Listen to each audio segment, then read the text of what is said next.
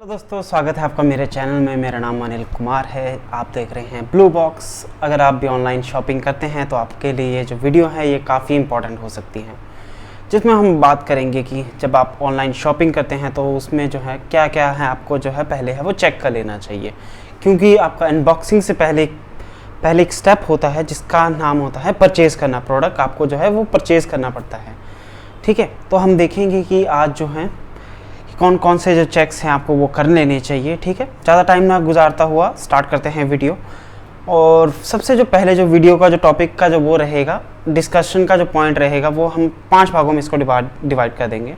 First रहेगा कि क्या जो है आपको ई कॉमर्स क्या होते हैं, उनके टाइप्स देख लेंगे। फिर रिटर्न पॉलिसीज़ वगैरह देखेंगे, रिटर्न पॉलिसीज़ चेक करेंगे। क्या जो है आपको जो प्रोडक्ट परचेज़ करते टाइम इनकी पॉलिसीज़ के बारे में देखना चाहिए या नहीं देखना चाहिए। फिर रिव्यूज़ के बारे में देखेंगे। फिर एक जो लास्ट जो एक सेक्शन रहेगा वहाँ पर रहेगा एडवांटेजेस और डिसएडवांटेजेस देख लेंगे ई कॉमर्स की। ठीक है, तो अगर स्टार्ट करें पहले ई कॉमर्स की क्या होते हैं ई कॉमर्स। तो ई कॉमर्स बेसिकली सिंपल से अगर लैंग्वेज में रहे तो buying and selling of goods and services over the internet are called e commerce. ठीक है, इज कॉल्ड ई कॉमर्स। ठीक है, और इसके भी काफ़ी टाइप्स होते हैं, जैसे कि आपके हो गए B2B हो गया, B2C हो गया, C2C हो गया। अब इनको जो हम डिस्कस करने वाले हैं, B2B मतलब तो बिजनेस टू बिजनेस। इसमें क्या होता है कि buying and selling of goods between the businesses like wholesalers, retailers and manufacturer. और इसमें क्या रहता है कि इसमें कंज्यूमर का कोई पार्ट नहीं रहता है। ठीक है, इसमें इंक्लूडेड नहीं होते कंज्यूमर्स। फिर आपका जो सेकंड रहता है वो रहता है बिजनेस टू कंज्यूमर्स, जिसमें जो है आपके बिजनेसेस हैं, अपने जो प्रोडक्ट्स हैं वो कंज्यूमर्स को हैं वो सेल करते हैं। मोस्टली यही है जो वो जनरल रहता है, प्रेवलेंट रहता है। फिर थर्ड जो रहता है आपका वो रहता है आपका कस्टमर टू कस्टमर। अब अगर आपने कभी भी यूज़ प्रोडक्ट है परचेज़ किए होंगे OLX पे या फिर क्विकर पे, तो यहाँ पर आप देखोगे यहाँ पर जो है कस्टमर जो अपने पहले प्रोडक्ट है वो सेल करता है, जो उसने पहले परचेज़ किया होता है, फिर उसको यूज़ करता है। फिर अगर अच्छा नहीं लगता तो उसको वो सेल कर देता है साइट पे। ठीक है, और साइट पे जो हैं दूसरे लोग हैं उसको परचेज़ कर लेते हैं। तो मतलब इसमें जो बायर होते हैं एंड सेलर्स होते हैं मोस्टली जो है कंज्यूमर ही रहता है या कस्टमर ही रहता है। ठीक है, फिर उसके बाद आता है फोर्थ आता है कंज्यूमर टू कंपनी। मतलब कि अगर आप जो है कोई जो अपनी सर्विसेज हैं वो जो है वो प्रोवाइड कर सकते हैं, तो कंपनी जो है उन सर्विसेज को है वो परचेज़ करती हैं। तो इसका मतलब होता है कंज्यूमर टू सर्विसेज। ये आपके हो गए 4 टाइप ई कॉमर्स के। ठीक है, फिर उसके बाद आते हैं आपके कि मतलब वेरिएशन के हिसाब से भी इसके 2 टाइप्स हैं। वन होते हैं कि सिंगल प्रोडक्ट, जिसमें आप जो है सिंगल प्रोडक्ट है वो सेल कर रहे हैं, जैसे कि इक्सिगो हो गया, ओयो हो गया। ये आपके नॉर्मली जो है एक टाइप की है सर्विस है वो प्रोवाइड कर रहे हैं। ठीक है, फिर आपके आ गया मल्टी प्रोडक्ट सर्विसेज। मतलब कि आपकी मल्टी प्रोडक्ट मतलब कि इसमें काफ़ी जो प्रोडक्ट्स हैं वो सेल हो रहे हैं, जैसे कि मोबाइल्स हो गया, ग्रोसरीज हो गया, आपके फर्नीचर वगैरह हो गया, ये सब इनका पार्ट रहते हैं। तो इनको कहा जाता है मल्टी प्रोडक्ट्स ई कॉमर्स। ठीक है, फिर अगर हम बात करें कि इंडिया में कैसे इसका जो है ग्रोथ चल रहा है, क्या इनका सिचुएशन है। ठीक है, तो अगर इंडिया में हम बात करें तो इंडिया में मोस्टली जो है ई कॉमर्स है ये प्रेवलेंट हुआ है किसके दौरान, जैसे आपके जो है इंटरनेट है बड़ा है, लोगों के पास जो है फ़ोन है ज़्यादा आए हैं, और उसकी वजह से जो है इनकी ग्रोथ है वो काफ़ी बड़ी है। ठीक है, फिर अगर ई कॉमर्स की बात करें तो जो आपके 2 मेजर प्लेयर हैं वो है आपके अमेज़ॉन हो गया एक, और दूसरा हो गया फ्लिपकार्ट। ठीक है, ये करंटली जो है मोस्ट वो हैं टॉप पे आ रहे हैं। ठीक है, और उसके बाद अगर हम बात करें मीशो भी काफ़ी तरफ से जो है ग्रो कर रहा है। और इंडिया का जो सबसे बड़ा मार्केट ई कॉमर्स प्लेटफॉर्म है वो है आपका फ्लिपकार्ट, और उसके बाद जो है दूसरी कंपनीज हो गई जैसे कि मिंत्रा हो गया, मीशो हो गया। अगर हम ग्रोथ की बारे में बात करें कि ग्रोथ कौन सा जो है ई कॉमर्स प्लेटफॉर्म है दे रहा है, वो सबसे ज़्यादा जो ग्रोथ जो हमने देखी है वो देखी है आपके एक रिपोर्ट के हिसाब से मैंने देखा था। उसमें जो है रिपोर्ट में अगर मेरे को याद रहा तो शायद 32% थी इसकी मीशो की, और 21% के अराउंड थी फ्लिपकार्ट की, और 13% पे जो है आपका अमेज़ॉन है वो ग्रो कर रहा था। अब जिसके लिए आप आए हैं वो हम चेक कर लेते हैं कि क्या क्या जो स्टेप्स हैं आपको जो है वो देखने चाहिए बिफोर परचेजिंग अ प्रोडक्ट। ठीक है, सबसे पहले जो आप कोई भी जो प्लेटफॉर्म चाहे बी इट अमेज़ॉन और फ्लिपकार्ट, अगर वहाँ पे भी आप जाओगे, सबसे पहले जो है आप उनको वेबसाइट पे जाओगे। सजेशन रहेगा कि आप जो है कभी भी अगर जो है प्रोडक्ट परचेज़ कर रहे हैं तो कंप्यूटर के मतलब थ्रू है जो वेबसाइट है ओपन करें, क्योंकि वो आपको बहुत सारे हैं जो फीचर्स है वो प्रोवाइड करता है। ठीक है, तो जैसे ही आप पहले जो है फ्लिपकार्ट या फिर अमेज़ॉन की साइट पे जाते हो तो पहले उसका जो है होम पेज है वो ओपन होता है। ठीक है, उसके बाद जो है वहाँ पर आता है एक सर्च बार आता है, जो भी आपको प्रोडक्ट चाहिए होगा वो आप जो है उसको सर्च करोगे। ठीक, अब जो है सबसे इम्पॉर्टेंट बात, जैसे भी आपने मेरे को मोबाइल चाहिए, मेरे को जैसे आईफोन चाहिए, आईफोन 14 या 13, इसका जो है मैं क्या करूँगा, सर्च इंजन में जो है इसका नाम डाल दूँगा। जैसे आईफोन 13 मैंने नाम डाल दिया, फिर मेरे पास जो है प्रोडक्ट्स आएंगे, डिफरेंट प्रोडक्ट्स आएंगे, फिर उसके डिस्क्रिप्शंस आएगी। मैं आपको जो बताऊँ, पहले आप फ़िल्टर लगा सकते हो। अगर साइट में है फ़िल्टर्स का ऑप्शन है, आपको दे दिया जाता है कि मतलब आप कौन सा कलर देख रहे हो तो उसका फ़िल्टर लगा देंगे। कलर का फ़िल्टर लगा सकते हो आप, साइज़ का फ़िल्टर लगा सकते हो, कुछ और फ़िल्टर्स हैं वो भी लगा सकते हो, ब्रांड का फ़िल्टर लगा सकते हो। जो आपके टाइटल और प्रोडक्ट डिस्क्रिप्शन है इस पर ज़्यादा ध्यान है इसलिए नहीं देना चाहिए, या फिर कम ध्यान देना चाहिए, क्योंकि ये जो होते हैं ये कीवर्ड एडजस्टेड होते हैं। कीवर्ड एडजस्टेड मतलब कि आपके कीवर्ड से कुछ एक ऐसे वर्ड होते हैं जब आप इसको टाइप करते हैं तो एक डिफरेंट जो सर्च है वो ट्रिगर होती है। जैसे कि मैंने मोबाइल फ़ोन जो है वो टाइप किया सर्च इंजन पे, ठीक है, जैसे अमेज़ॉन के सर्च बार पे मैंने जो है सर्च कर दिया आईफोन या फिर कुछ और मोबाइल फ़ोन्स। ठीक है, अब जैसे ही जो भी जैसे मैंने फ़ोन डाला है तो जो जिसके भी प्रोडक्ट पेज में जो है ये चीज़ होगी फ़ोन्स की, वो जो है आपके जो है स्क्रीन पे है पॉपअप हो जाएगा। तो इसका मतलब होता है ये जब सेलर जो है अपना प्रोडक्ट का जो है डिस्क्रिप्शन डालते हैं तो मोस्टली जो ये क्या करते हैं, ये जो डिस्क्रिप्शन या फिर टाइटल इस तरीके से डालते हैं कि ताकि जो है उनका जो प्रोडक्ट है पहले पॉपअप हो और सर्च इंजन पे हैं वो जल्दी आए। तो आपको इस पर कभी नहीं देखना है जब आप जो है प्रोडक्ट परचेज़ करोगे कि ये जो है प्रोवाइड करता है। मोस्टली जो आपके जो है इसकी जो है प्रोडक्ट की जो है नॉलेज है या फिर किस तरीके का इसका डायमेंशन रहेगा, क्या इसका साइज़ रहेगा, ये सब जो नॉलेज रहती है ये आपको कहाँ से मिलती है, प्रोडक्ट डिस्क्रिप्शन पेज से, जो फ्लिपकार्ट पे हैं या फिर आपको जो है अमेज़ॉन पे हैं, डिफरेंट सेक्शन में है आपको मिल जाती है, प्रोडक्ट पेज पे ही आपको है मिल जाएगी। जैसे अमेज़ॉन की बात करो तो वहाँ पर प्रोडक्ट डिटेल्स करके आता है कुछ, और वहीं पर एक प्रोडक्ट डिस्क्रिप्शन करके भी आता है जिसमें साइज़ पूरा मेंशन किया होता है, डायमेंशंस में मेंशन किए गए थे, कौन से जो कलर है ये रहेगा, कौन से जो इसके साथ जो चीज़ें हैं आपको वो मिलेगी। ठीक है, ये बहुत इंपॉर्टेंट है, बताऊँगा क्यों, क्योंकि जब आप जो है प्रोडक्ट है वो परचेज़ करते हैं और जब आपको मिलता है, अगर कई कंज्यूमर्स हैं या फिर कस्टमर जो है ये कंप्लेंट करते हैं, रिटर्न बनाते हैं कि मेरे को इसके साथ जो है चीज़ें हैं वो नहीं मिली हैं, और इसका जो है डिनाई हो जाता है। आपके जो है कभी आप कस्टमर केयर पे जो है कॉल करोगे तो वो डिनाई कर देते हैं। वो देखते सिर्फ ये देखते हैं कि आपका जो है प्रोडक्ट डिटेल्स पेज पे है ये सब मेंशन किया गया था कि आपको ये चीज़ें मिलेगी कि नहीं। अगर आपको जो है नहीं मेंशन किया गया और आपको नहीं मिली है तो आपको जो है वो डिनाई कर देंगे। ठीक है, उसके बाद जो आपको देखना होता है वो देखना होता है उसकी रिटर्न पॉलिसी। अब बेसिकली अगर जहाँ तक मैंने एक्सपीरियंस किया है फ्लिपकार्ट और अमेज़ॉन की पॉलिसीज़, तो इसमें मोस्टली जो है 4 या 5 की जो है पॉलिसीज़ मैंने देखी है। एक जो हो रहती है वो सबसे जो ज़्यादा देखी गई है वो रही है ऑल रिटर्न रीजंस। नाम से ही आपको सजेस्ट लग रहा है कि आप किसी भी रीजंस पे हैं जो है वो रिटर्न है वो बना सकते हैं। जैसे कि आपको क्वालिटी पसंद नहीं है तो आप उस पर बना सकते हो, साइज़ उसका ठीक नहीं है, फिट उसका ठीक नहीं है, कलर आपको ठीक नहीं लग रहा है तो आप उस पर जो है रिटर्न है वो बना सकते हैं। ठीक है, एक फिर जो रहती है दूसरी पॉलिसी रहती है, उस पर जो रीज़न जो मेंशन किए थे इन्होंने, जो मैंने प्रोडक्ट वेबसाइट पे देखा था वो थे आपके डिफेक्टिव और फिर रॉन्ग और डैमेज, जिसमें बेसिकली जो है कंपनी की गलती है। कंपनी आपको पता है कई बार जो है लॉजिस्टिक का काम भी करती हैं तो सेलर की तरफ से भी गलती हो सकती है, जिसमें कंज्यूमर की कोई गलती नहीं है, सिर्फ जो गलती आ रही है वो आ रही है या तो कंपनी की तरफ से या फिर सेलर की तरफ से, तो उसमें जो है रिटर्न है वो बन सकता है। जैसे कि रॉन्ग प्रोडक्ट है आपको मिला है, अब रॉन्ग इस सेंस में आप कह सकते हैं कि मान लो अपने जो है प्रोडक्ट डिस्क्रिप्शन पेज पे जो है आपको मिला है कि ये मेंशन किया गया है इसका डायमेंशन है 42 सेंटीमीटर रहेगा, और वैसे आपको है वो नहीं मिला है, जैसे आपको 38 मिला है, तो आपका जो है रिटर्न है वो बन सकता है। पर आपको जो है अगर जो है 38 ही प्रोडक्ट पेज पे मेंशन किया गया और वहीं पे मिला है, फिर भी किसी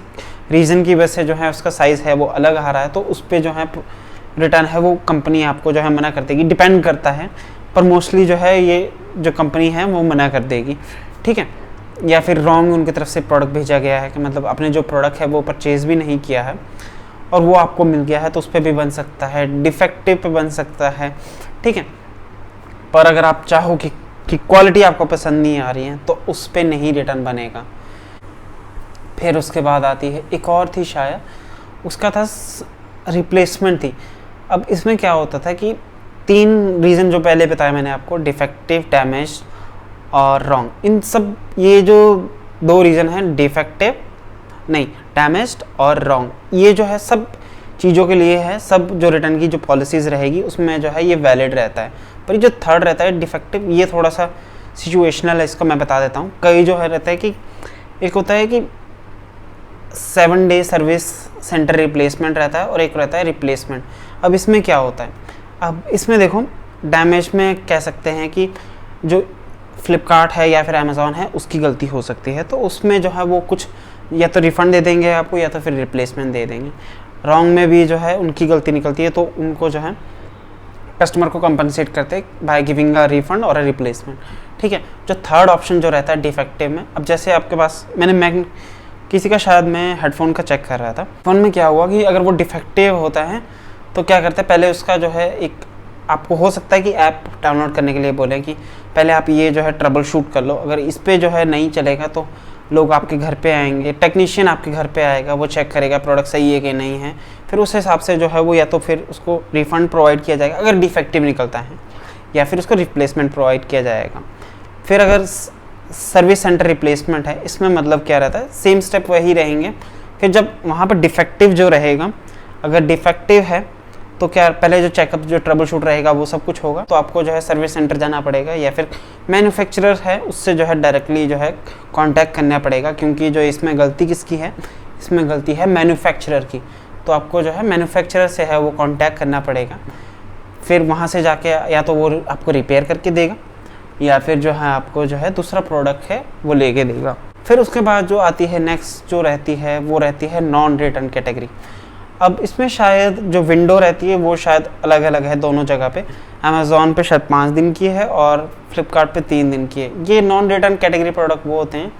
मान लो कि जैसे ग्रोसरीज हो गया और जो आपके जो है यूज़ के प्रोडक्ट होते हैं, जैसे कि अंडरवेयर हो गया, क्योंकि अगर आप इसको रिटर्न भी करोगे तो सेलर है इसको बेच नहीं पाएगा और जो है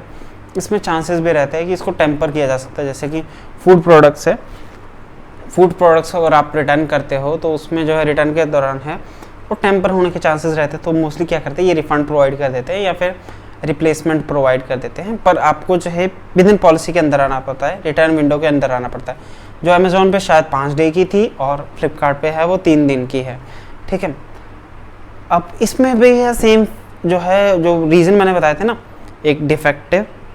रॉन्ग और एक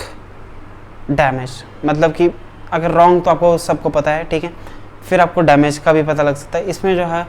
फ़ोटो शायद वो मांगते हैं अपलोड करने के लिए कि आप फ़ोटो अपलोड करें, चेक करेंगे वो, उसके बाद जो है रिफ़ंड या रिप्लेसमेंट है आपको प्रोवाइड कर दिया जाता है, ठीक है।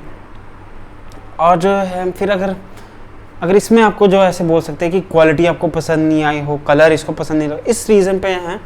रिटर्न है वो नहीं बन सकता है। इन्हीं 3 रीज़न पे है मोस्टली बनता है, डिफेक्टिव, रॉन्ग और डैमेज्ड पे, इन पे जो है रिटर्न है वो बनता है। वो भी आपको जो है मोस्टली जो है पहले फ़ोटोज़ चेक करेंगे उसके बाद है वो रिटर्न बनता है। और इसमें कंपनीज़ की भी गलती नहीं रहती, क्यों इतना जो है स्टेप इंक्लूड किए गए हैं, क्योंकि पहले क्या होता था कि कंपनीज़ जो है without asking any reason they will create a return either for a refund और अ रिप्लेसमेंट। बट क्या हुआ कि कुछ लोगों ने इसका जो है गलत फ़ायदा है उठाने लगे, उसकी वजह से जो है कंपनी घाटे में जा रही थी, तो उन्हें कुछ एक स्टेप्स है वो इंक्लूड किए थे, ठीक है। फिर उसके बाद एक शायद इसको कहते हैं इंस्टॉल प्रोडक्ट, जो इसको जो है इंस्टॉल करना पड़ता है, ठीक है। अब इसमें क्या होता है, जैसे कि आपके बेड्स हो गए, टेबल्स हो गए, इनको जो है इंस्टॉल करने की ज़रूरत पड़ती है, ठीक है। अब इसमें क्या होता है कि पहले आप चेक करोगे, आपको इंस्टॉलेशन है वो क्लिक करना पड़ेगा कि आपको इंस्टॉलेशन है चाहिए कि नहीं चाहिए। अगर सोच लो आपने जो है क्लिक कर दिया कि मेरे को जो है इंस्टॉलमेंट है चाहिए, तो इसमें क्या रहेगा, पहले जो है प्रोडक्ट आपको डिलीवर होगा। मार्क्स प्लेटफॉर्म वाले होते हैं, ये क्या करते हैं, ये मैन्युफैक्चरर को है कांटेक्ट करते हैं कि ये प्रोडक्ट है यहाँ पर डिलीवर हो गया, यहाँ पर आप जो है इसका इंस्टॉलेशन है वो आप जाके कर लो, ठीक है। अब मान लो अब मान लो प्रोडक्ट आपको डिलीवर हो गया है, कंपनी उनके पास जाएगी, मैन्युफैक्चरर को बोलेगी कि हमने प्रोडक्ट डिलीवर कर दिया है, आप इनका जो है इंस्टॉल कर दो, ठीक है। अब जैसे ही आपको पैकेजिंग मिलती हैं, जैसे टेबल को असेंबल करने के लिए जो भी सामान होता है वो आपको प्रोवाइड किया जाता है। मान लो टेक्नीशियन आता है और वो कुछ चीज़ें जो हैं मान लो पैकेजिंग में जो है लैग कर रहा होता है, तो इसमें क्या रहता है कि उसमें अगर वो अपनी तरफ से चीज़ें लगाता है तो वो आपको जो है टेक्नीशियन को है वो जो है वो पे करना पड़ेगा, क्योंकि प्रोडक्ट डिस्क्रिप्शन में जो है ये कंपोनेंट्स हैं इंक्लूड नहीं हुए थे, क्योंकि अगर होते तो इस पर जो है रिटर्न बन सकता था या फिर रिफंड या फिर रिप्लेसमेंट वो बन सकता था। फिर जो आपका जो नेक्स्ट जो आपको चेक करना चाहिए वो आपको चेक करना चाहिए रिव्यूज़ से आपको पता लगता है कि प्रोडक्ट है वो अच्छा है कि नहीं है, लोग कैसा एक्सपीरियंस कर रहे हैं प्रोडक्ट के साथ में। फिर आप रिटर्न के बारे में एक बहुत इंपॉर्टेंट बात है जो लोगों को जो है पता होनी चाहिए, क्योंकि है कि लोग क्या सोचते हैं कि आप जो है मोस्टली जो है 7 दिन के अंदर है जो प्रोडक्ट है डिलीवर हुआ है, कुछ दिन तक है यूज़ करेंगे और जो है बाद में जो है बोल देंगे कि मेरे को जो है प्रोडक्ट है यूज़ प्राप्त हुआ था या यूज़ मिला था, तो वो क्या करते हैं रिटर्न है वो बना देंगे। अब उनको लगता है कि कंपनी ये चीज़ें हैं वो ट्रैक नहीं कर रही होती, तो बेसिकली इन्होंने एक नॉर्मल सा रखता है कि इतने तक है जो कंज्यूमर है जो है रिटर्न बना सकता है, क्योंकि एक ऑब्वियस से बात है कि अगर आप बिज़नेस सेट कर रहे हैं तो कई बार है गलतियाँ हो जाती है, तो वो सोच के एक नॉर्मल एक स्टैंडर्ड रखा होता है कि इतना जो है रिटर्न है अलाउड है, ठीक है। पर आप जो है अगर आपकी जो क्वांटिटी है रिटर्न की जो क्वांटिटीज़ है वो बढ़ रही है, तो क्या रहता है कि इसमें कंपनीज जो है यूज़र्स को है या फिर कस्टमर को है ब्लैक लिस्ट करना स्टार्ट कर देती है कि ये जो है बिना बात है प्रोडक्ट है यूज़ करता है और फिर वापस भेज देता है, ठीक है।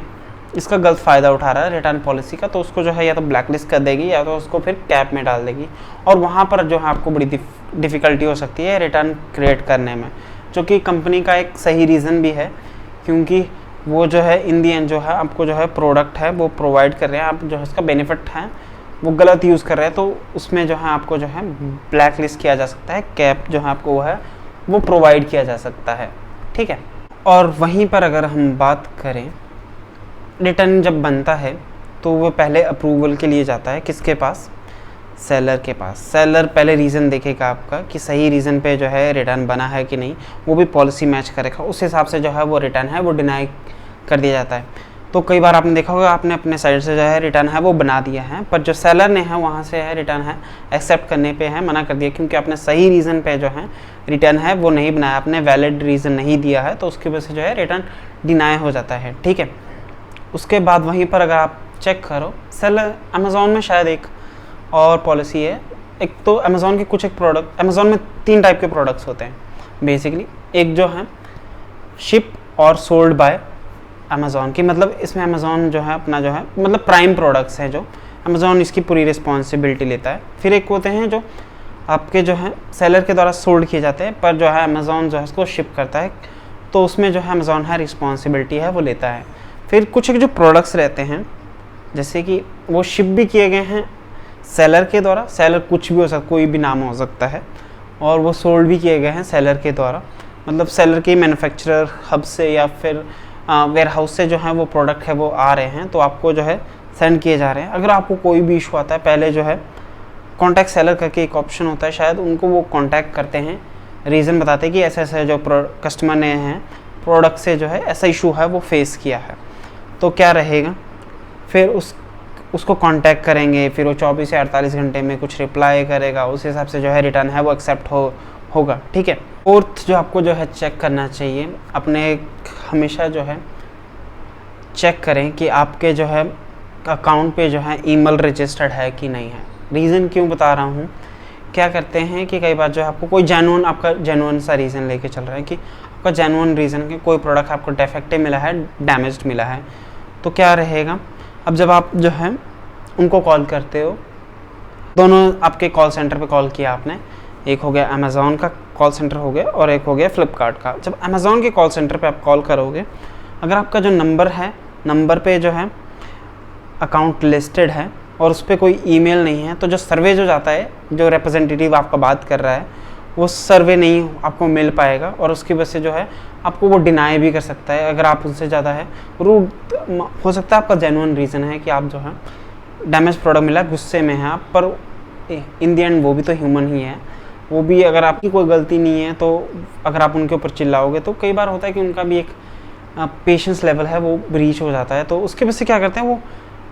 वो फिर पॉलिसीज़ के बारे में इतना चेक नहीं करती, क्योंकि आपको इन द एंड जो है सर्वे नहीं जा रहा है तो उनकी जो है फीडबैक नहीं बनेगा, ठीक है, तो वो आपको जो है डिनाई भी कर सकते हैं। तो हमेशा ध्यान रखें कि आप जो अपना ईमेल है अपने अकाउंट पे जो है ज़रूर ऐड करें। अगर अमेज़ॉन में एक और फैसिलिटी है शायद इन्होंने जो है कि एक मैसेज सेंटर होता है, आपको जो है कहाँ जाना पड़ता है, आपको योर अकाउंट्स में जाके अगर आप स्क्रॉल डाउन करोगे तो नीचे आपको जो है मैसेज सेंटर होता है, वहाँ पर जो है सारे मैसेजेस जो आपने सेलर को भी मैसेज किए होते हैं, और अगर आपका जो है कोई रिटर्न बनता है या फिर कोई सर्वे आता है रिप्रेजेंटेटिव का, तो वहाँ पे जाके आप जो है उनको फीडबैक दे सकते हो। जो नेक्स्ट जो रहता है वो फ्लिपकार्ट रहता है। फ्लिपकार्ट पे ऐसा कुछ नहीं होता है, जब तक आपके पास ईमेल नहीं है अकाउंट पे तो आपको सर्वे नहीं जाएगा तो आपका वैलिड रीज़न भी होगा। वैसे वैलिड रीज़न पे वो मना नहीं करते हैं, जैसे क्वालिटी पे बनता नहीं, आपको पता है, मैंने बता दिया आपको। क्वालिटी पे रिटर्न जो है अगर डैमेज, डिफेक्टिव और रॉन्ग करके हैं, अगर आपको रीज़न क्वालिटी से हैं तो क्वालिटी से आपका रीज़न है नहीं बनता है तो कस्टमर को आप नो दे सकते हो, ठीक है। पर नंबर पे केस में उसको सर्वे नहीं जाता है तो मतलब वो बाउंड भी नहीं है आपको जो है, तब वो आराम से चिल होकर कॉल लेता है, आपको फीडबैक का जो है कोई इशू भी नहीं होता है, ठीक है। अब जो है पर वहाँ पर जो है क्वालिटीज़ भी हैं, क्वालिटी जो ऑडिटर वगैरह होते हैं वो चेक करते हैं सब कुछ। तो अब इनके हम थोड़े रूल्स और रेगुलेशंस के बारे में बात कर लेते हैं। तो इंडिया में जो है आपके ई कॉमर्स पे जो है 100% FDI है, किस पे, बिज़नेस टू बिज़नेस पे। वहीं पर अगर बिज़नेस टू कंज्यूमर पे हैं उस पे जो है 100% FDI है, वो नहीं है, ठीक है। और इनको जो है इन्वेंट्री मॉडल है वो अलाउड नहीं किया गया। इन्वेंट्री मॉडल मतलब कि मान लो सेलर के पास जो है आपका कुछ एक इन्वेंट्री है, तो ये पूरी जो इन्वेंट्री है वो या फिर वेयर हाउस का जो सारा स्टॉक है जो उन्होंने सोल्ड करने के लिए रखा है, सेल करने के लिए रखा है, वो उनको परचेज़ नहीं कर सकते हैं। क्यों? रीज़न, क्योंकि आपको पता है फ्लिपकार्ट के पास, अमेज़ॉन के पास है, काफ़ी पैसा है, तो ये क्या कर सकते हैं, ये पूरी जो है इन्वेंट्री जो है ये परचेज़ कर सकते हैं, और परचेज़ करेंगे भी तो इनको जो है स्मॉल रेट्स पे जो है, स्मॉल प्राइसेस पे जो है, छोटे छोटे प्राइसेस पे जो है इनको सेल कर सकते हैं। जिससे क्या होगा कि आपके जो ऑफलाइन रिटेलर्स हैं या फिर ऑफलाइन सेलर्स हैं उनको जो काफ़ी डिस्काउंट घाटा होगा, क्योंकि उनको जो है कस्टमर तो वहीं भागेगा ना जहाँ पे उसका प्रोडक्ट है आपको जो है लेस उसमें मिल रहा है, प्राइस में मिल रहा है, तो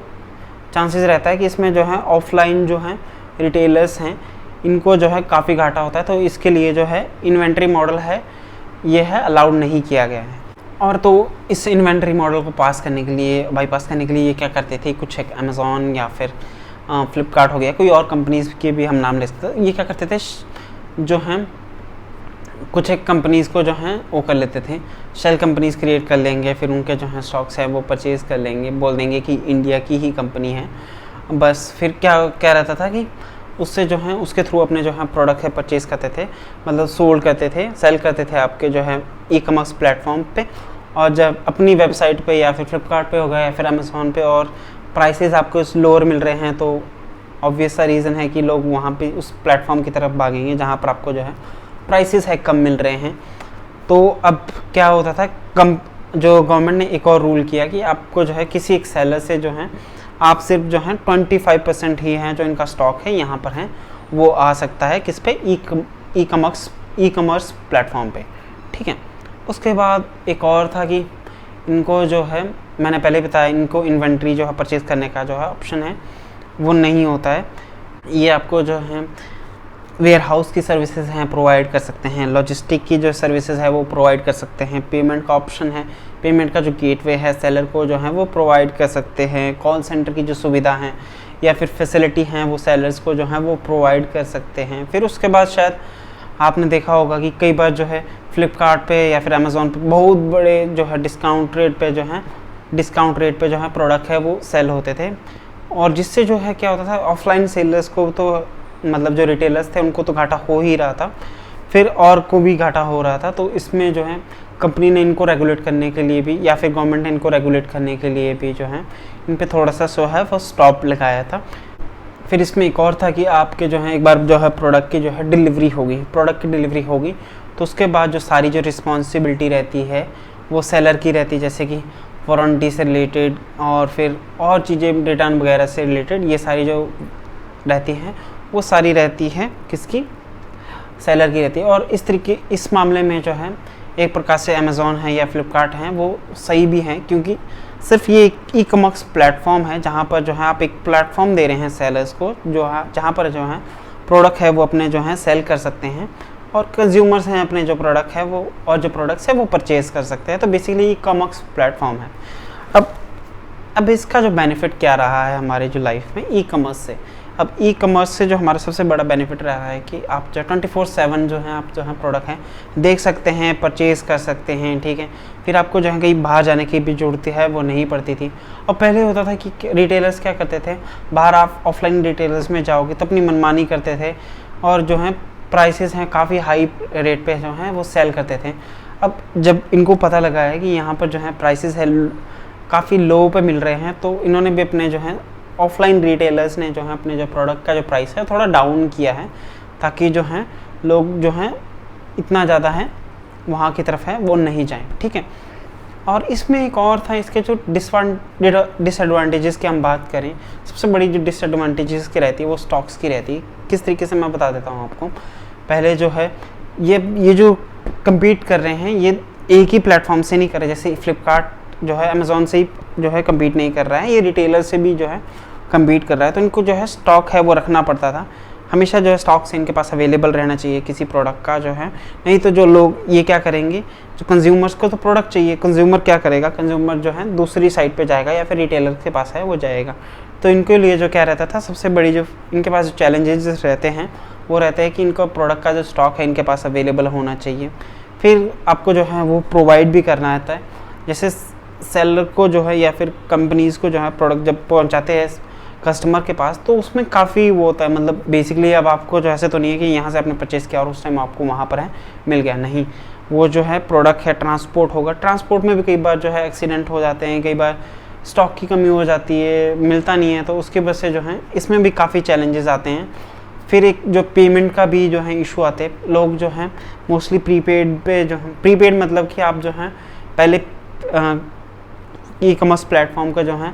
पेमेंट कर देंगे, फिर आपको जो है प्रोडक्ट है वो शिप कर दिया जाएगा, ठीक है। अब इसमें जो लोग हैं अपने जो पेमेंट इन्फॉर्मेशन है वो शेयर नहीं करना चाहते हैं, और वो डरते हैं कि अगर जो है मान लो कि प्रोडक्ट मेरे पास नहीं डिलीवर हुआ, किसी और के पास डिलीवर हो गया, तो इस तरीके से जो है वो क्या करते हैं कि मोस्टली जो है वो कंफर्टेबल नहीं रहते, प्रीपेड वो जो रहते प्रीपेड पेमेंट्स में जो है वो कंफर्टेबल नहीं रहते हैं। मैंने अभी जो है कई बार होता था कि लोग बोलते हैं कि मेरे को प्रोडक्ट नहीं मिला है, पर मेरे को जो है शो कर दिया गया है कि डिलीवर हो गया। इसको प्रिवेंट करने के लिए इन्होंने क्या किया है, ओपन बॉक्स डिलीवरी है वो प्रोवाइड करती है। ओपन बॉक्स डिलीवरी में सिंपल सा इशू है, इसमें क्या होता है कि आपको जो है प्रोडक्ट आपके पास आएगा, लोग आपको चेक करके बताएंगे कि, और जो आपका डिलीवरी मास्टर होगा वो आपको चेक करके बताएगा कि प्रोडक्ट में कोई इशू है कि नहीं है। अगर जब इशू नहीं होगा तो भी वो एक्सेप्ट करेगा, नहीं होगा, अगर कोई इशू मिलता है उसको तो उसको रिटर्न कर सकता है, उसको OTP देने की ज़रूरत नहीं पड़ेगी। और आपको जो है प्रोडक्ट डिलीवर हुआ, आपको अच्छा लगा, आपने OTP उसको प्रोवाइड किया, आपको जो है ये कंफर्म हो गया कि आपने सब कुछ चेक चुक करके जो है प्रोडक्ट है वो लिया है, ठीक है। अब वहीं पर अगर आप जो है प्रोडक्ट चेक किया, डिफेक्टिव डैमेज लगता है, तो वहाँ पर जो है आपको मना कर देना है OTP देने से, और जो है प्रोडक्ट है रिटर्न होगा, आपको पैसे जो है आपके जो पैसे हैं वो आपको जो है वापस मिल जाएंगे। तो दोस्तों, अगर आपको हमारी वीडियो पसंद आई हो तो हमारे चैनल को लाइक, शेयर एंड सब्सक्राइब ज़रूर करिएगा। तब तक के लिए धन्यवाद, और ऐसे ही नए नए प्रोडक्ट्स हैं अनबॉक्स करिए और आपके लाइफ में बहुत खुशी हो। धन्यवाद।